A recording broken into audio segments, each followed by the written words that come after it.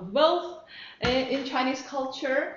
And like I'm very happy to welcome Marta now today, like physically, you know, not online but physically. So warmly welcome, Marta Logvyn. Thank you. Thank you so much. I start with a folk picture from our museum, and I will show the illustrations from either online open resources or from our museum collection. We'll see the elitist art, the folk art, and everything in between. So here, when we just look at the first slide, it's a small picture printed on rough and fragile paper. It was printed and then it was colored by hand. And what do we see here? This man in red sits before a screen with a painting, and the person approaches him riding an elk or a deer. Somebody is carrying a canopy over that person. And what does that person, what does that person carries? The one that rides the deer. There is something in his hands, some black item, I would call it. And before him, there is a red creature flying.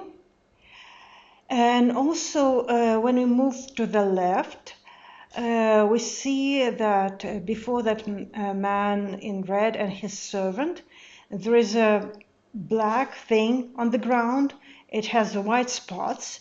And also we see some leaves on the ground, the red branch, and yellow objects. What are these and how are these related to the idea of wealth? So we'll try to discover in the following slides. I'll first focus on the representations of wealth, representations of money, treasures, and then we'll move to the ideas behind that. So here we have a vase with the motive of bogu, 100 treasures, 100 antiques, in fact. You see that there is a vase depicted on a vase, and behind that vase there are books stacked. In the vase there are flowers and peacock feathers, and below the vase there is a round coin with almost diamond-shaped opening in the middle. So these are the cheapest coins by the time of the production of that vase in the 18th century. But still it means wealth. It symbolizes wealth, and it's a common motif for many artworks. Here on the right you see a flask, a snuff bottle for green tobacco. It has squirrels and grape leaves. And underneath, there are also those round things with holes in the middle. So these are coins, the coin motif, like the symbol of wealth. Another symbol of wealth, we've seen it already on the first slide. Something that resembles a plate or a hat, what you see in the hands of a man on the left, the impersonator of god of wealth. And here down in the right lower corner, there is a robot impersonator of the god of wealth.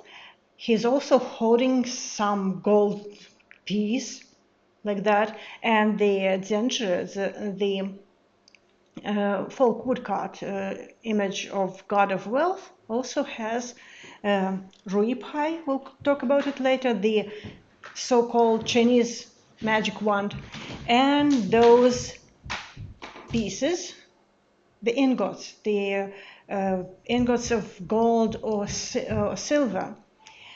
So obviously gold or silver symbolizes wealth, but the way it is depicted, it may cause questions among the Europeans, so we are here to discover that, to discover the meanings behind those objects. And now we are skipping to a small fragment of a huge tanka, the Buddhist painting that was created in the Qing dynasty, Beijing, where the Manchurian rulers supported the northern form of Buddhism. And this tanka overall, if you find it by its inventory number, here I supply the inventory numbers that you can find the items on the websites of these museums. So if you look at the whole picture, it's amalgamation of both the Chinese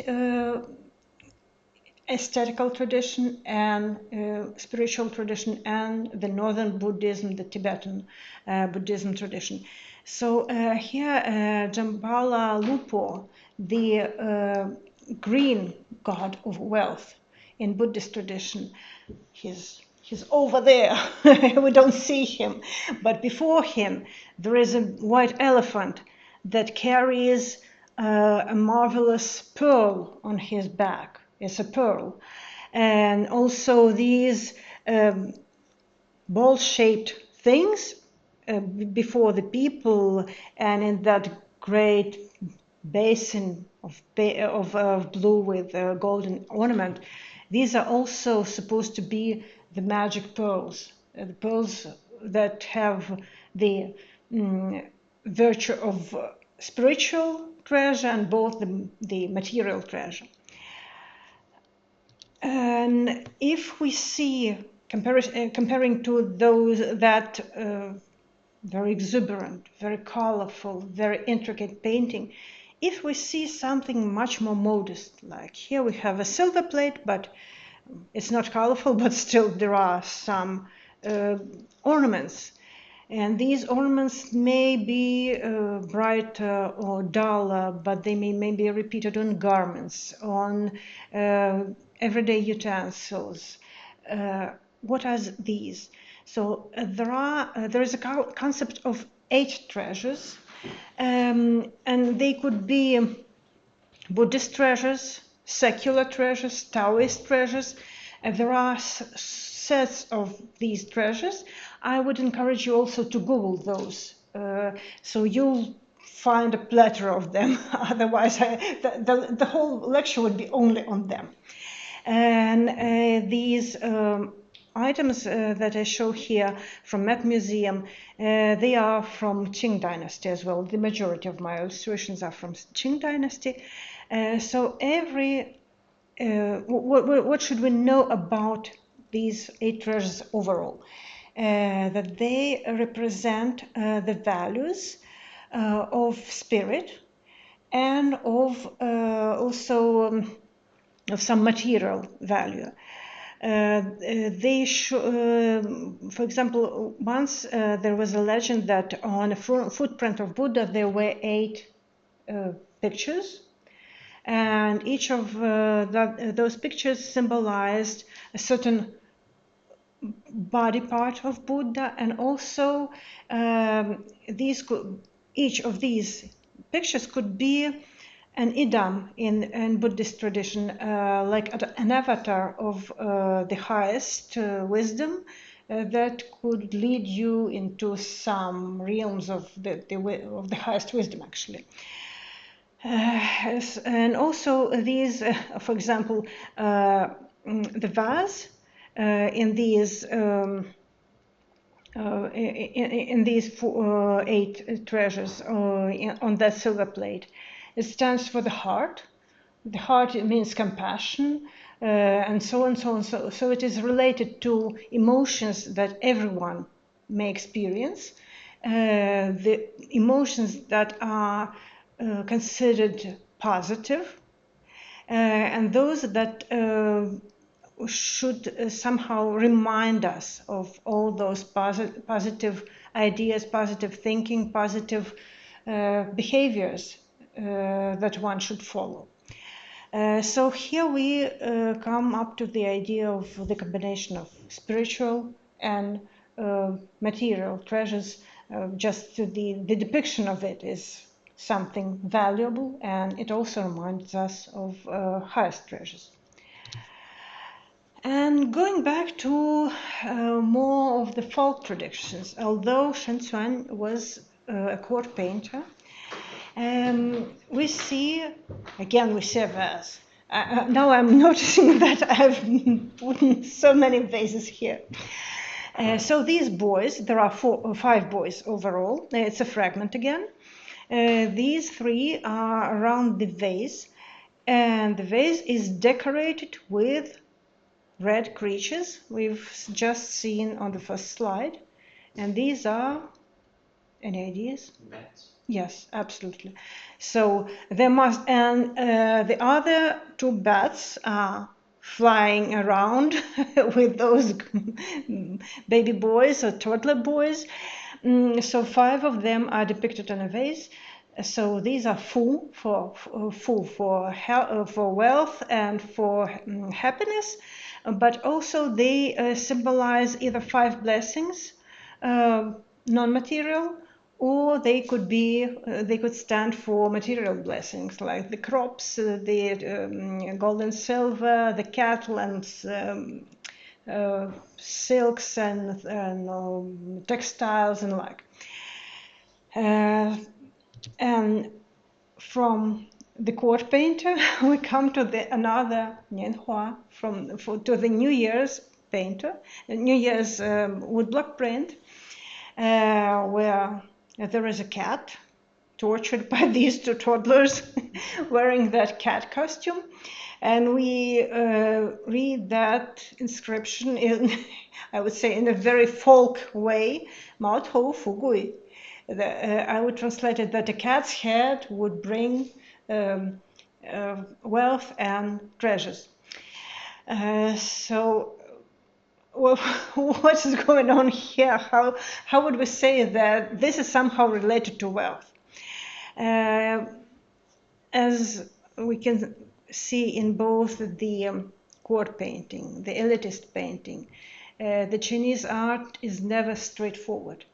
It works with hints, it works with symbols, it works with puns, like the riddles, the rebuses, when depictions of some pieces, some creatures, plants, everyday items, altogether it becomes a well-wishing formula. If it's read aloud, because of the Chinese languages or the Chinese language homophonics, so many words sounding the same, or almost the same, and written in a similar way, so for this reason, this cat becomes anonymous of Mao, the small 10-cent coin. And it is pulled on a string as if there were many coins on a string.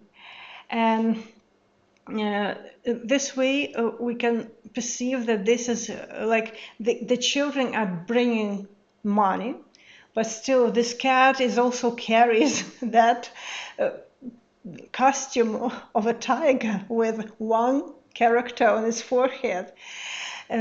So it's also a hint to the idea that the common person can become something higher, that can skip the social hierarchy and become a social climber in a positive way.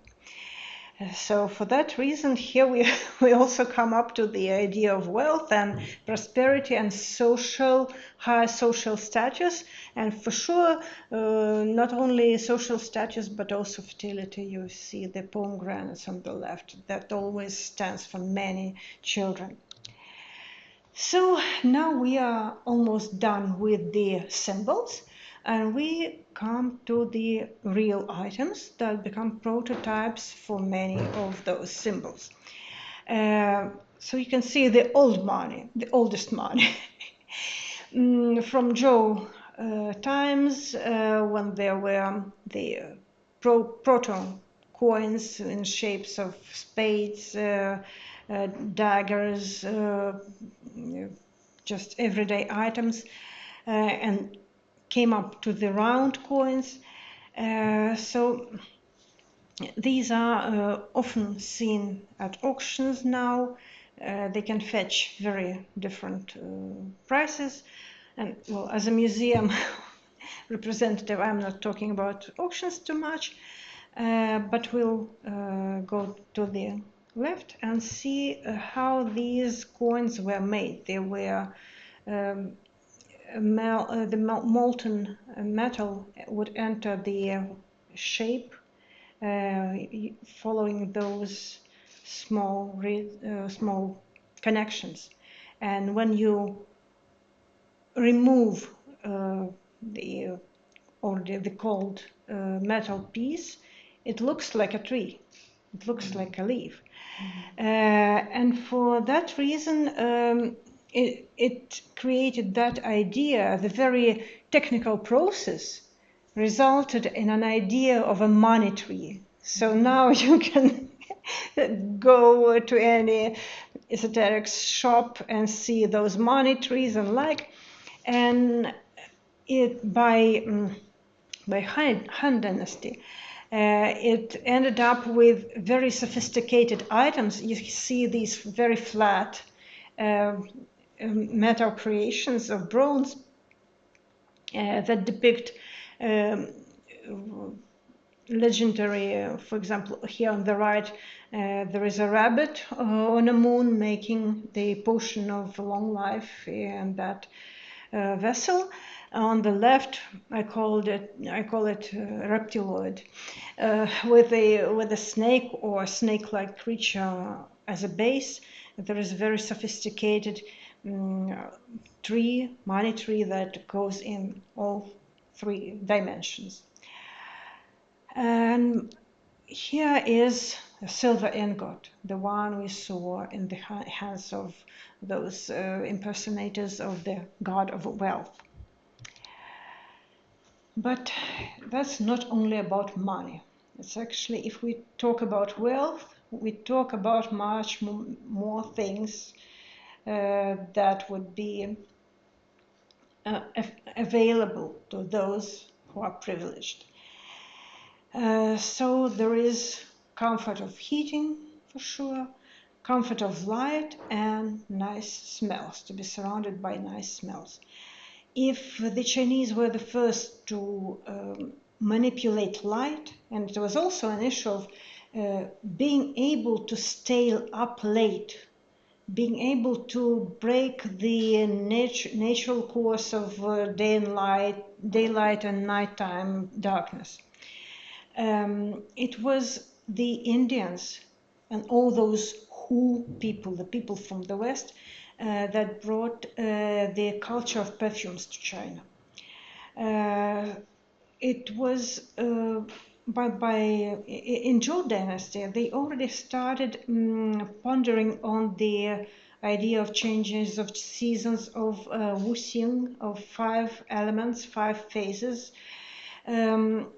And they noticed the changes of smells over the course of time through the cycle of a year. But still, they needed something else to be brought to China. Like one thing, if you sniff around yourself and sniff yourself and you are aware of that situation here. And the other thing, if you are trying to improve something with some means, some resources from outside. So the culture of perfumes was brought to China by the Indians with the spread of Buddhism, not necessarily in relation to the Buddhist rites, but still along with this process. And the also even before the spread of Buddhism, there were exotic for the Chinese, exotic resins, exotic wood pieces that would create nice smells and that would be burnt in these nice, elaborated, decorated incense burners. And speaking of warmth and nice smells, we also can think of the opposite, like from warmth, we can hide from the heat of the summer.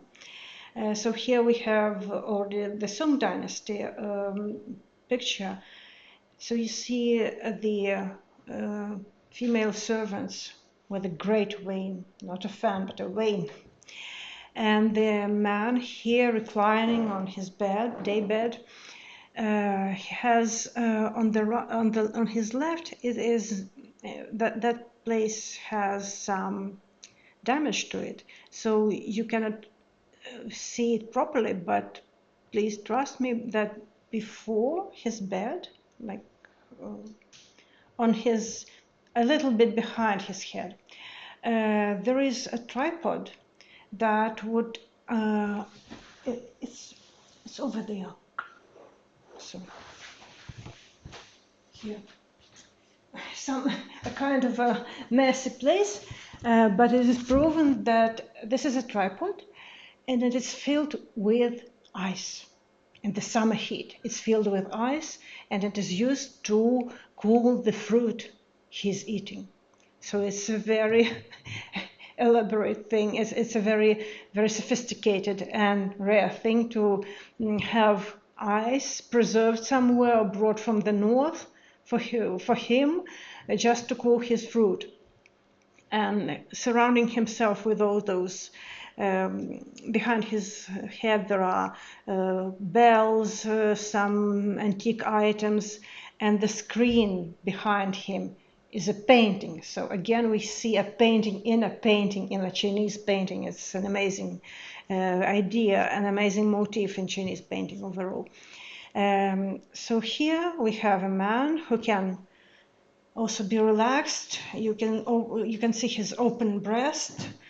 He's at home. He is free to do whatever he wants to. He's surrounded by expensive and rare items, from very old those items, and the ice that will melt in a few minutes, in a half an hour. So you also see the juxtaposition of different natures of things around him.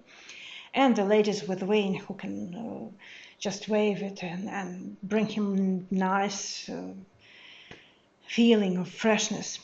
By the way, our museum has a very close copy to this item. So this one was brought to China in the mid of the 20th century, and our museum has a very close copy. It's like that, like 70 centimeters long, like that. And well, from that sophisticated gentleman to a folk picture again. As we've noticed, he's surrounded by art, by ancient items that could be the pieces that were excavated somewhere in the graves of previous epochs, but we don't care if we have such a rare thing. Here we have that controversial thing. We are surrounded by controversies, by the way. That man must be an aristocrat, an ability in many, many generations, and he is improving himself. He is self-perfectioning. Well, that his closest surroundings pushed him to be so. He is not allowed to be slouchy and relaxed, even if he is like at home and enjoying the pleasant winds and all the perks of his position. he's self-cultivating, and that idea of learning, that learning brings wealth. We'll see it later on. I'll talk about it. We'll see the illustrations, and I'll talk about it later on. It is very intrinsic of the Chinese thought for at least these 2 millennia and a half, like that, that there is still a hope that learning will be available to you, and if you have that chance, you should learn, and the hope for the children to learn, at least for the children to live the better lives than their parents. And here is the picture. It was made in 1916 by some inscriptions. You can see it. It's in 1916. So the boy reads foreign newspaper. So overall, those children reading books, having some items that hint to learning. You can see he's got that tube for a pen, and perhaps even some new European pencils or something like that, and he's reading a newspaper. So being literate, learning, equals to better life. So it also implies that he will be wealthy and well rewarded. Perhaps he'll be able to climb the social ladder, unlike his parents. He's reclining on a pumpkin. Sorry, no ice bucket, no antiquity items like the guy before him here, but he's reclining on a pumpkin full of seeds. That also symbolize lots of children, lots of heirs for the family, and the rough characters here say Western pictures, Situ. This is Situ, Charmo. So the Western pictures and the imperial ink, like the symbols of learning and the symbols of advancing. And also, talking about children, we can see these two items. The bowl on the left is a porcelain piece from late 19th century, and the fragment of a drawing, actually almost a painting, more of a drawing, is from a book of so-called 500 Southern Barbarians by Miao. The book on the peoples living in the south of China and their customs and their costumes. So you can see that here the same children, like the children of the same age, are portrayed in a quite different way. From the first glance, we would say that the boy with a frog in his hand is just a poor boy who has nothing else to play with but a live frog that is not going to be alive. But still, and it is he's wearing plain clothes. In some way, that first author of those by Miao, of those books of 100 Southern Barbarians, he was following some cliches of the Chinese paintings. So he could put that frog in the boy's hand just to show the season. There are lots of here in that book. You may see the celebration of the fifth day of the fifth month, when the children play with the frog. The frog is suspended, and it's a symbol of sort of a victory over those creepy crawlers that are around you and harm you, but you suspended that frog. Okay, you're superior of a frog. On the other hand, it may be even like an ethnographic note of the real life, like a poor kid plays with sticks and frogs and nothing else. Meanwhile, the boys on the left are involved in a very sophisticated play. They are around a table, a very low table, and on that table you can see those waving lines, almost like some ribbons, whatever. In fact, these are it's like a small model of springs or brooks that are flowing, and these small boys are repeating the play, or repeating a ritual that was held by the famous calligrapher and general Wang Xizhi.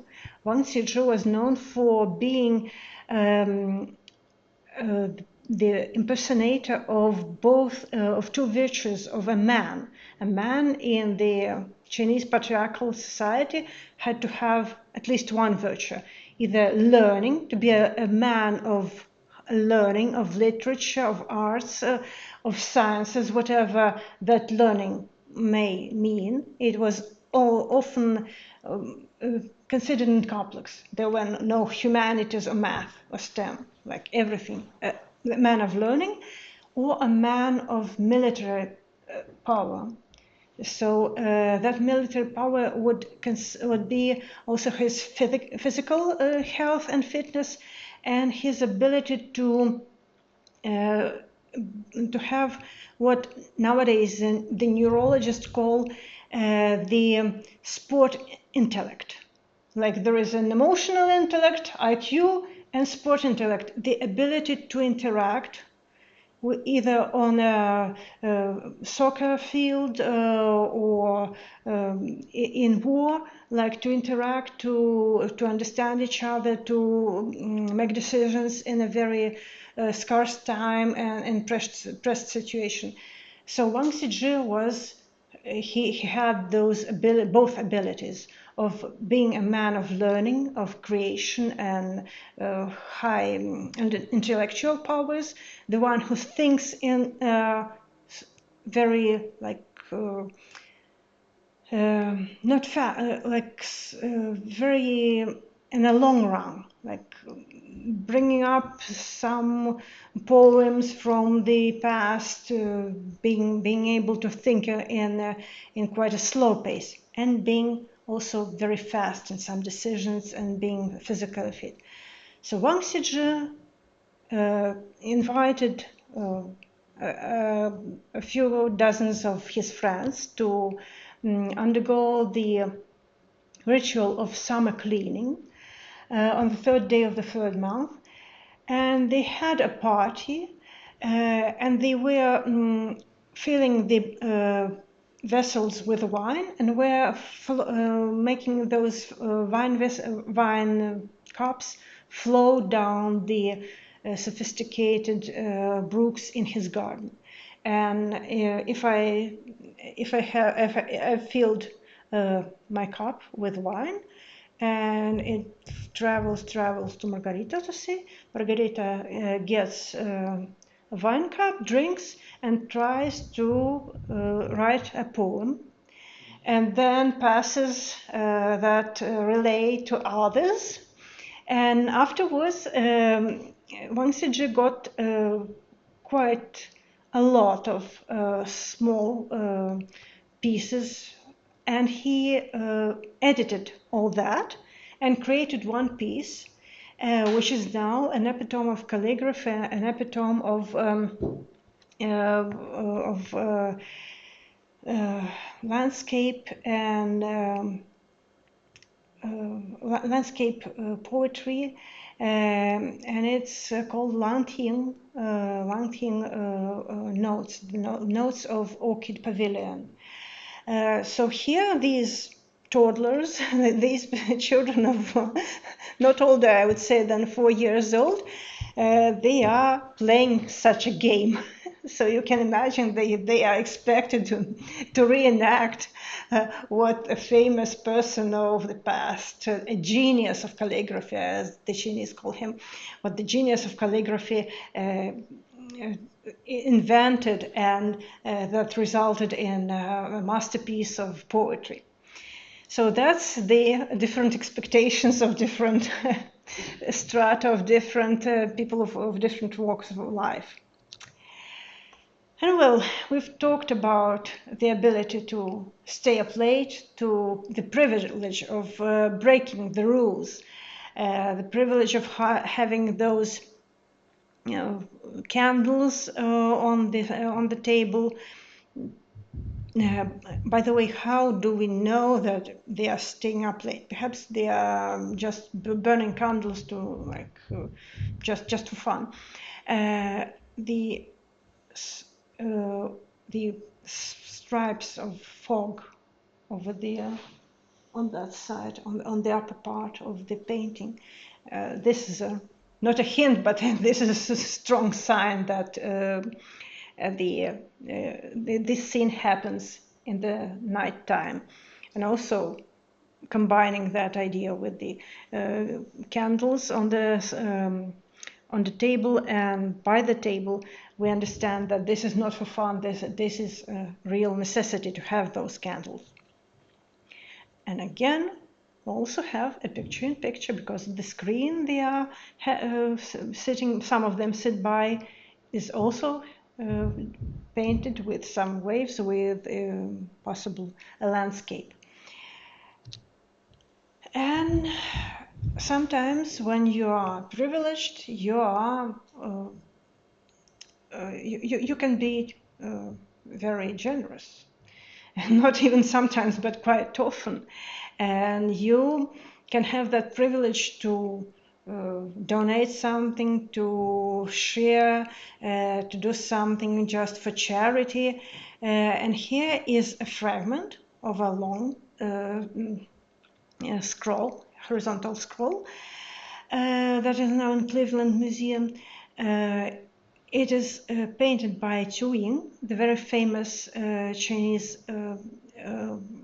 painter, who was actually a social climber. He was first a lacquer craftsman, but who somehow made it to the court and became a court painter.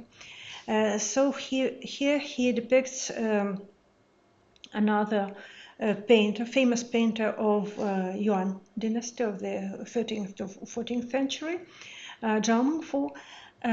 When he wrote calligraphy, he rewritten the Heart Sutra and asked for just a cup of tea for that, to be a symbolical gift for him. And it was also a custom to write poems as thank you note. And while you see some statistics, like in Tang Dynasty, Bo Juyi, who was known for his poetry being grounded in everyday life. Of like 300 poems he wrote, and that survived to nowadays. 3 of his poems relate to his toothache. So he found inspiration in almost everything. So he hit that record of his era with 20 poems like that. He thanked people who presented him brushes, ink stones, ink cakes, the dense ink, dried ink, wine, and what else? And tea. So those were the most sought gifts.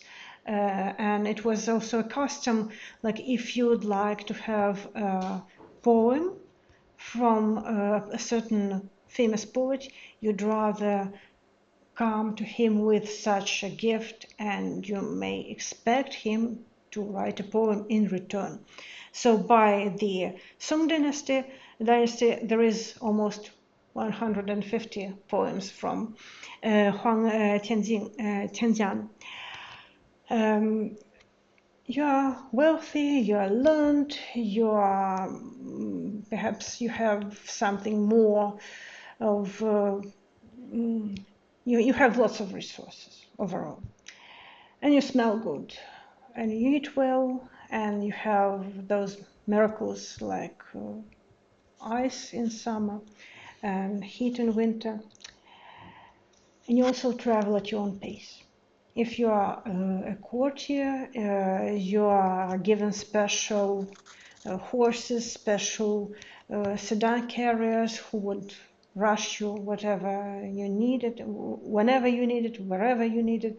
But also you have a privilege to travel as you like, to travel for pleasure, to walk in the countryside. It starts in the Tang dynasty, when intellectuals start just walking and mostly enjoying the spring, the birds and the flowers.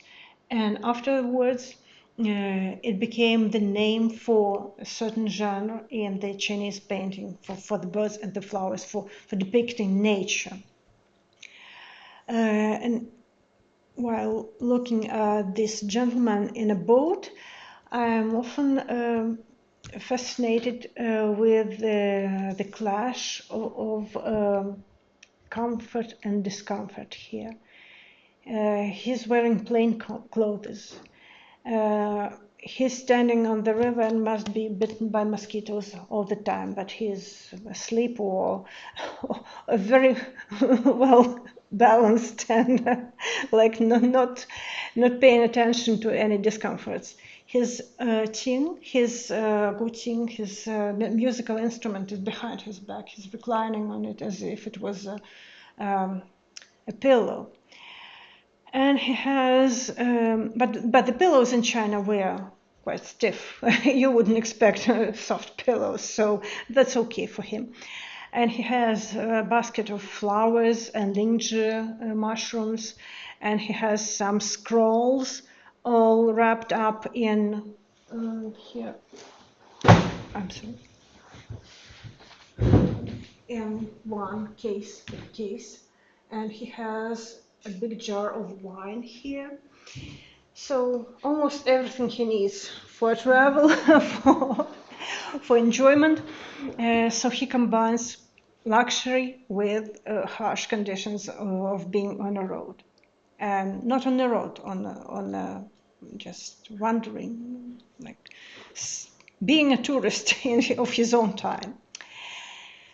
So after all my talks about this and that, we come to the idea that the Chinese are too much grounded in comfort, in social position, in wealth. And how do we perceive that all nowadays in our lives,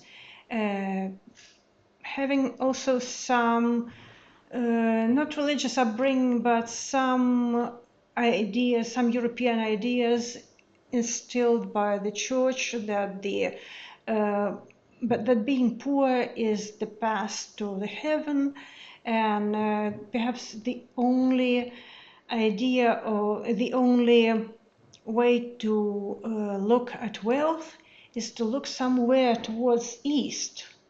Today I had a nice stroll in the museums, in a couple of museums here in Vilnius, and I saw those Polish painters of 18th century, 19th century, where he depicts those Persian ambassadors to the king of Ethiopia, and pearls and gold and all the exuberance of the moment, and also an icon of Saint Elizabeth, and she's opening her purse to give coins to a beggar, and a beggar also carries that turban-like headdress.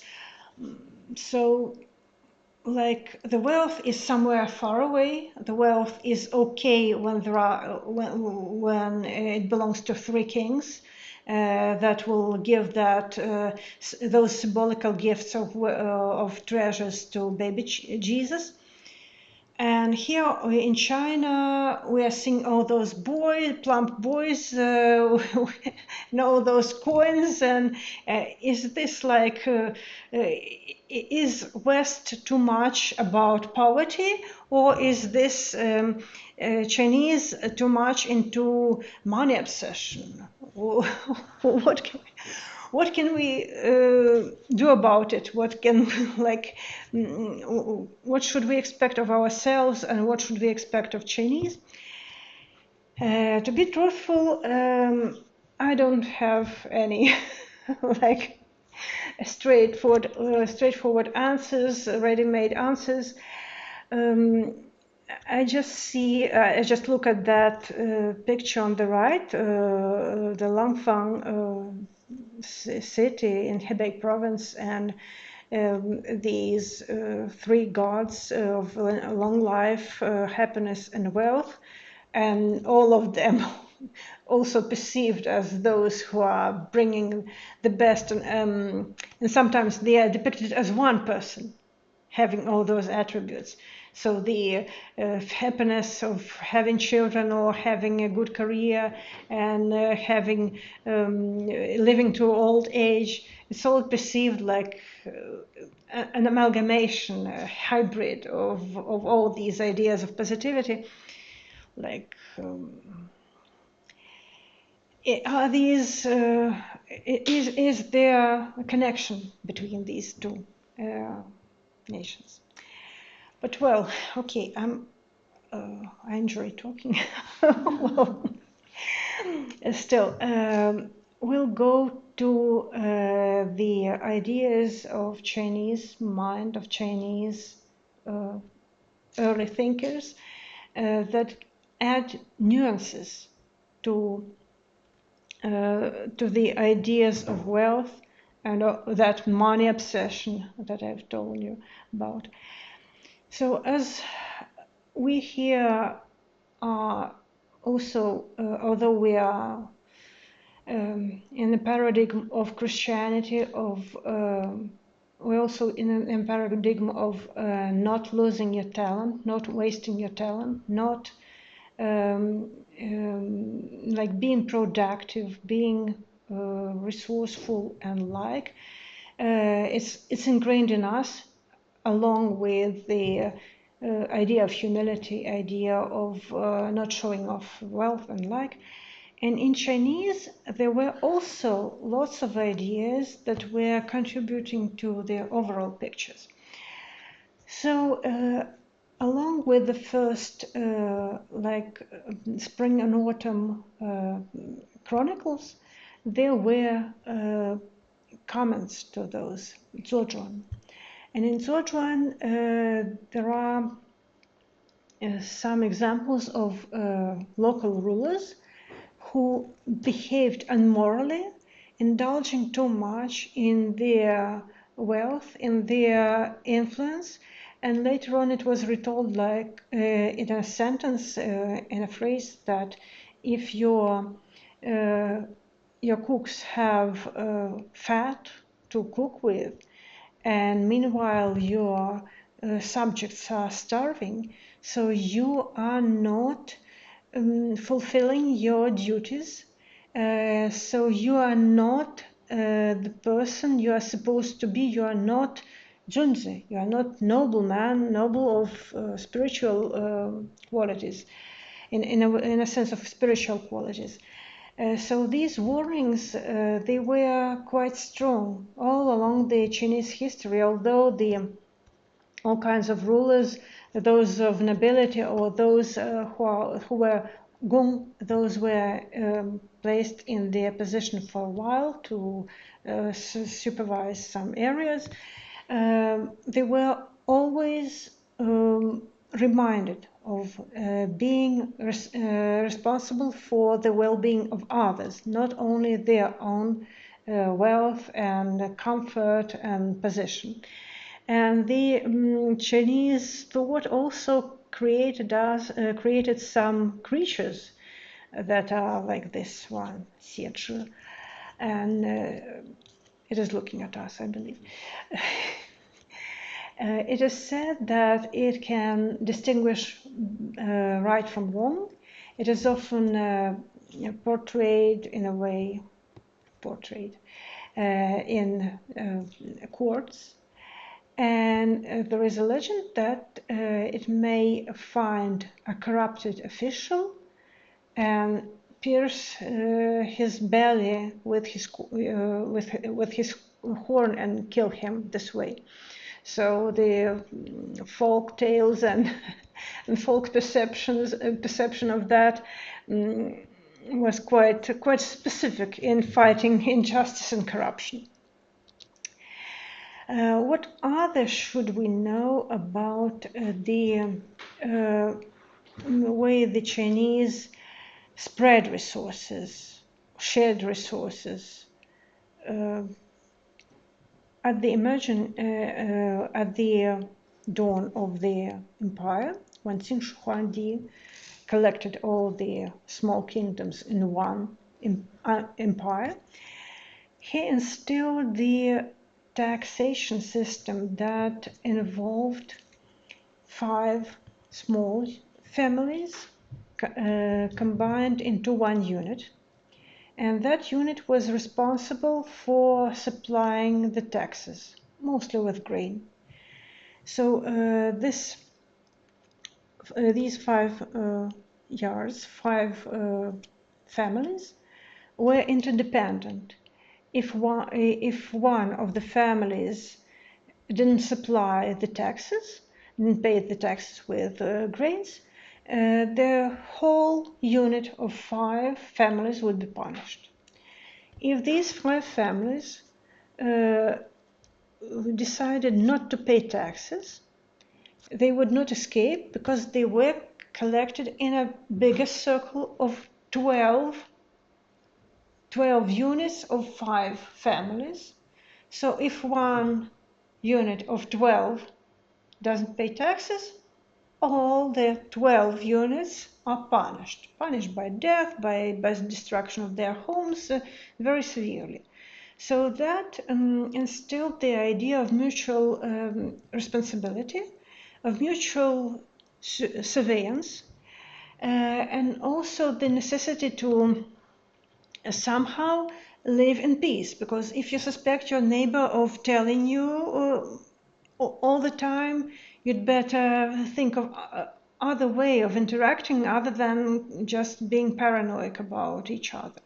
So that was a certain, not the best, not the way I would recommend to everyone.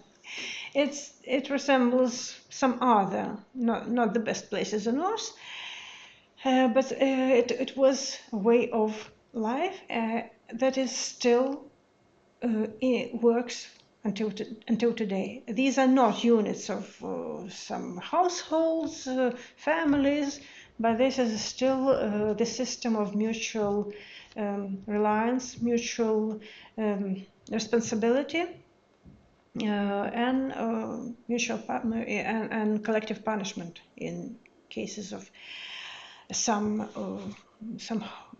misbehavior on their part. Meanwhile, what I would like to add on a side note, what I've written here is the fate of its founder, the founder of the empire.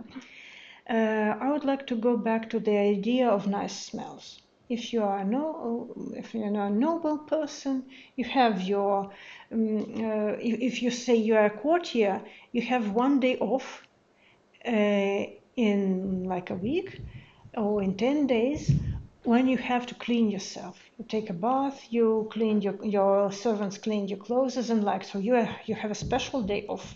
The hygiene issues were perceived in a strange way for us today, but they were regarded very seriously. So you have your clothes manned and soaked in perfume. When your servants are burning incense around your clothes for it to smell good, you take bath. So when you are in high position, you smell well. But when Qin Shi Huangdi, the first emperor of China, accumulated that power, he first was very much indulging in all those ideas of prolonging his life.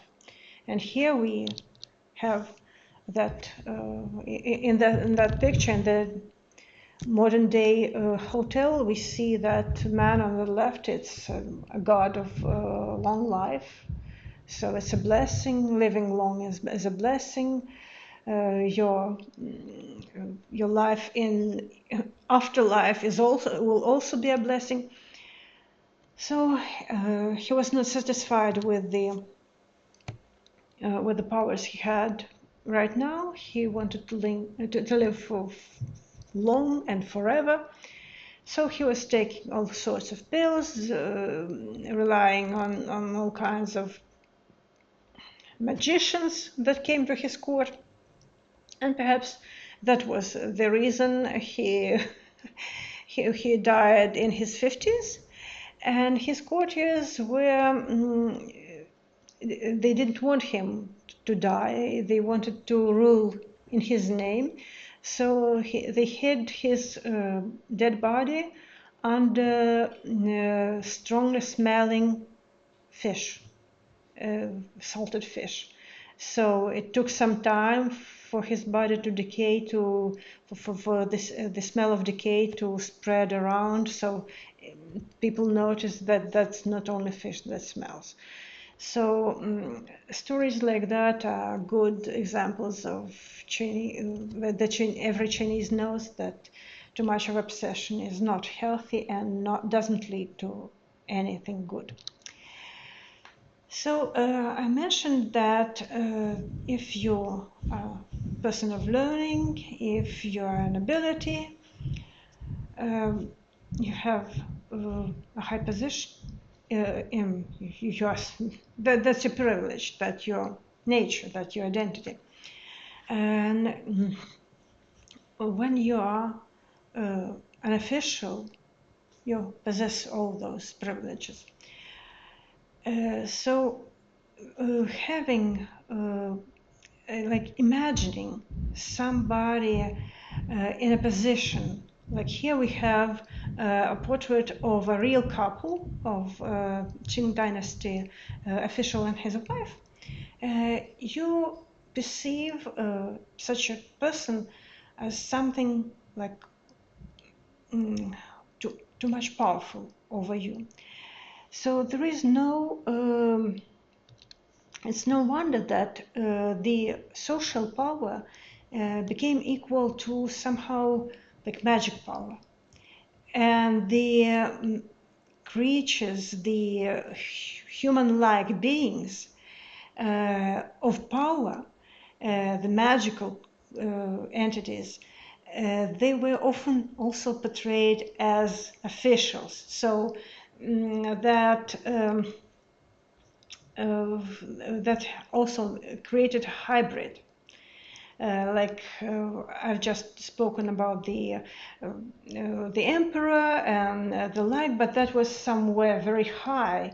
And for the common people, the closest representative of the state was that learned official who must have come from the noble family. If not, that would be a merchant who was also a social climber who would bribe the examiners at the state exam and get that position as if he was educated.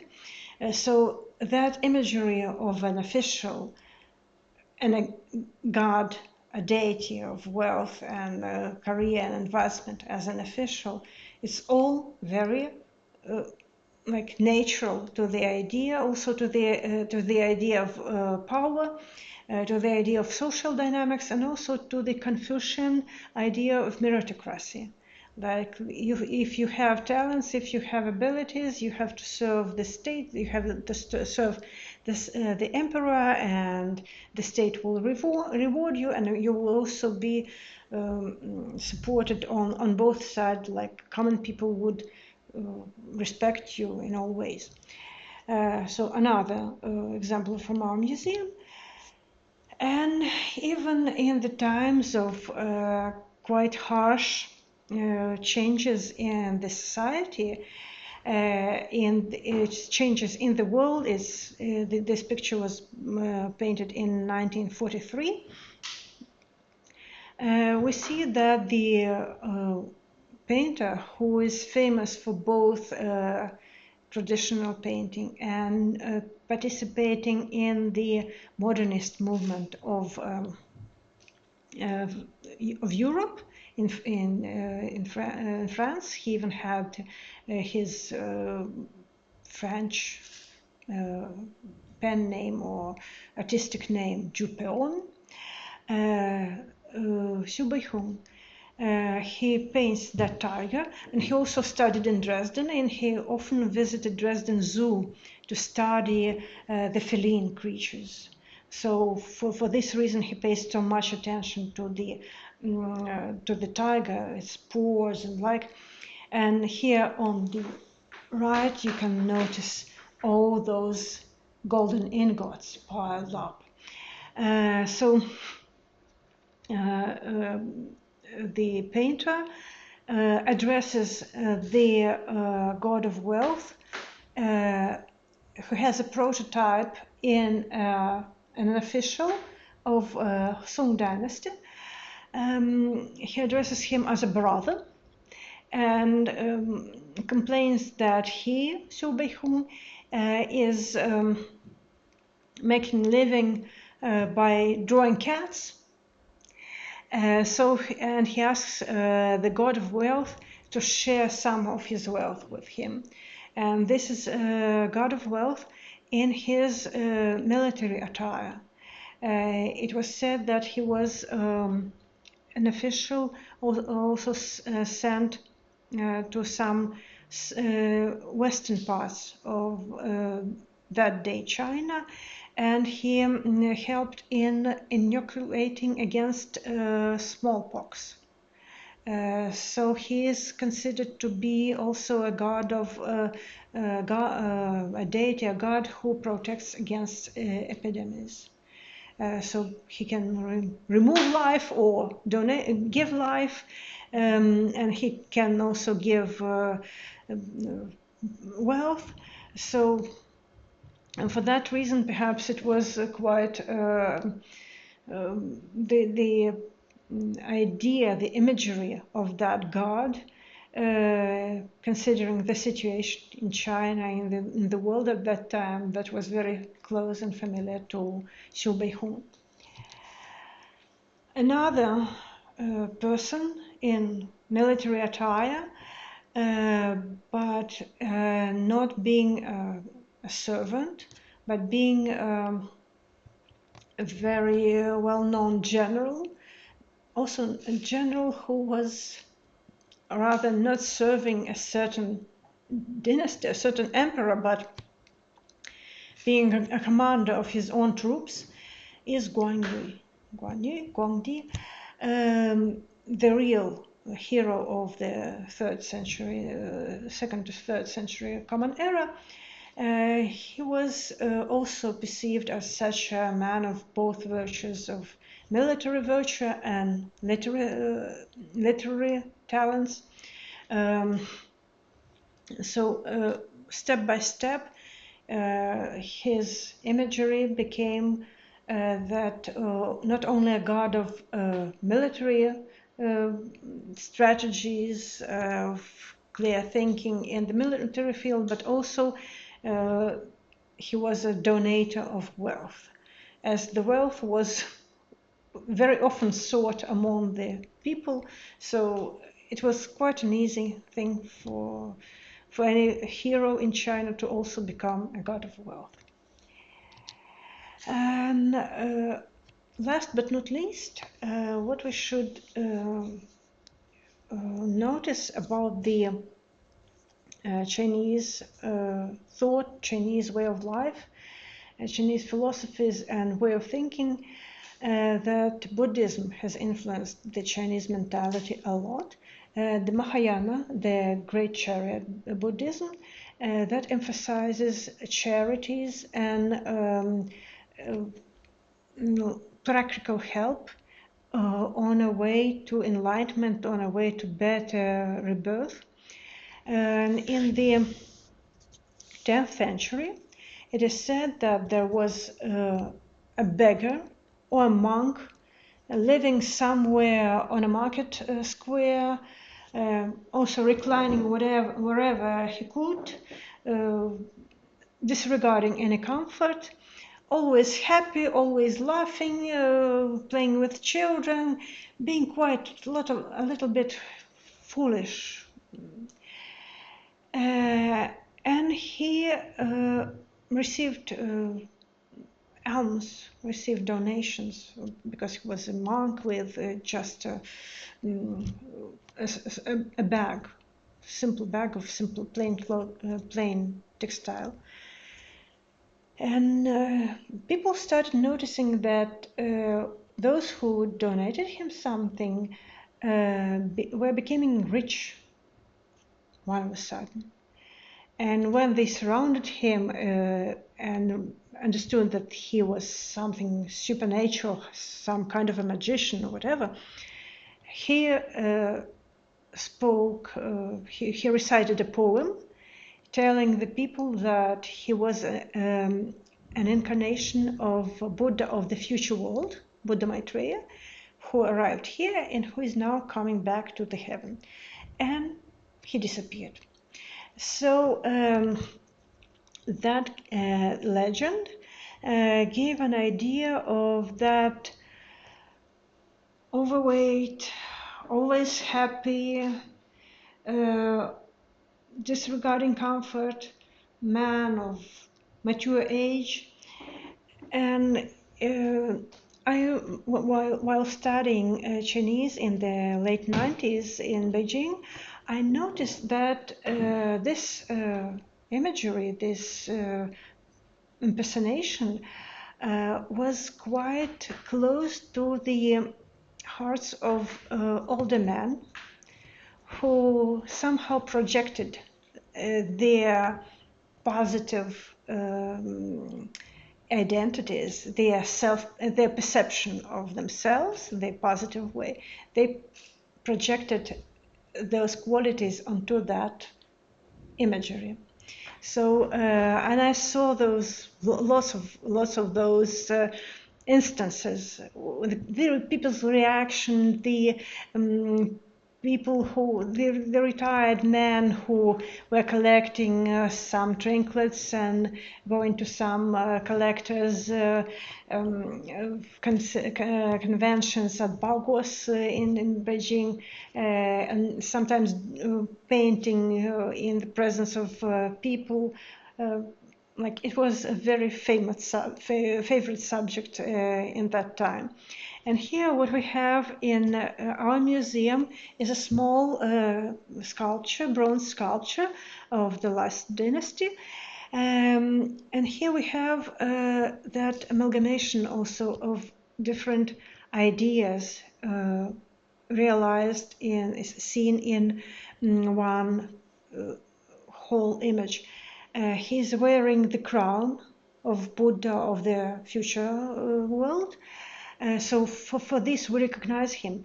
But he's also like a wealthy merchant or like just a common person who he's sitting on something like a sack of fine silk, And the silk is embroidered or woven to create the pattern of lotus. And we know that the Buddhist deities, they sit on a lotus throne, or the, as the Chinese call it, the skirt, chun. I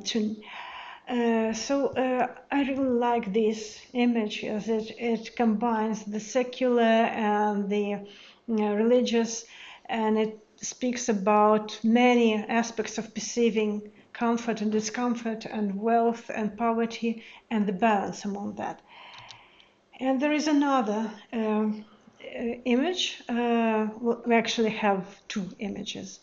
One is from the Beijing godumą. It's a small figurine of mixed techniques. There are semi-precious stones, and even the head of the person is modeled just of beeswax.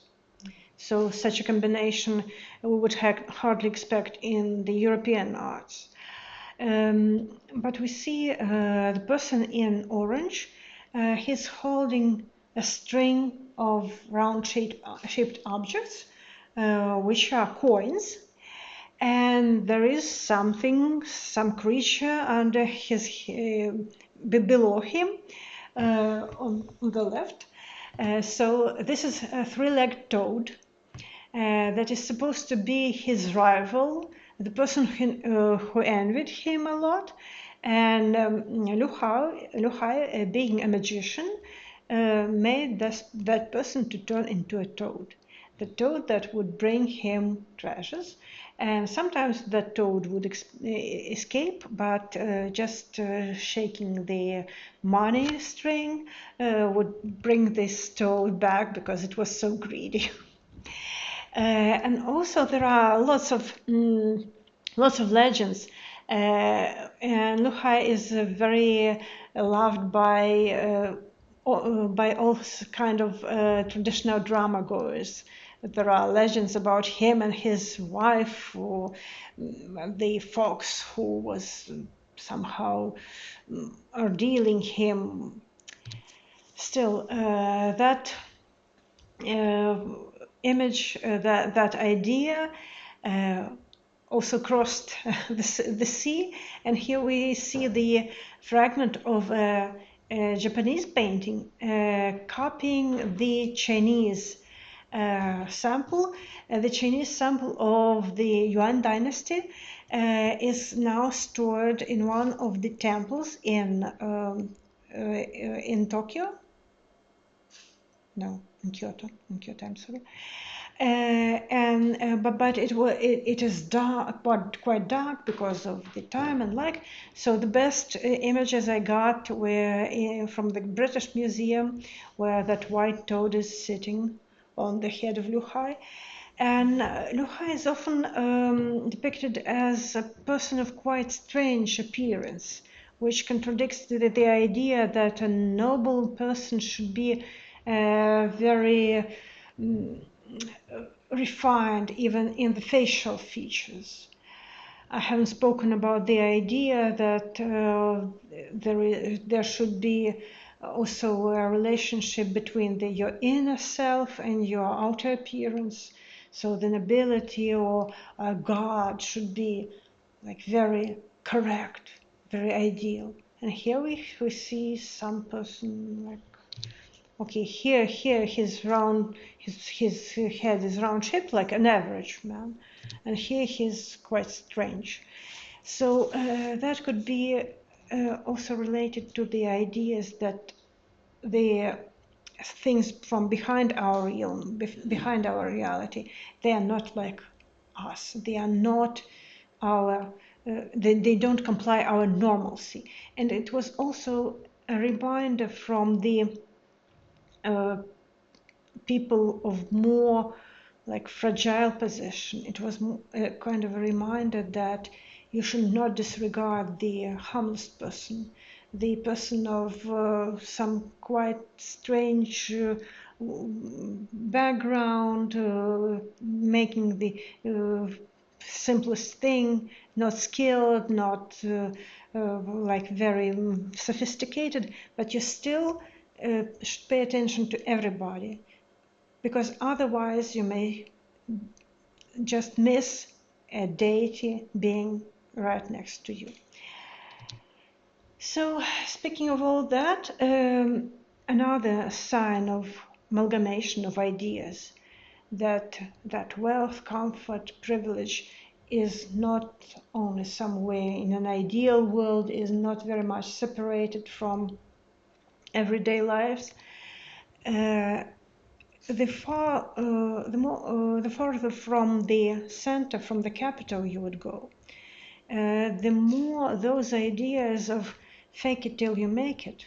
Like if you cannot afford to teach your children to send them to school, just at least buy the pictures of children with newspapers and placed on your walls and expect for the miracle to come. It was not only the symbolic way to perceive art as sort of magic and expect for advances in such an imaginary way. Some people who had humble origin but expected to have a better life right here and now, who traveled farther to the southern seas, traveling abroad, they tried to copy the appearances of officials, and in this way they pretended to be men of learning, they pretended to be of higher rank, they expected those people they interacted with to perceive them not only as foreigners but as foreigners of a high status. And on the last note here, this is on my bucket list.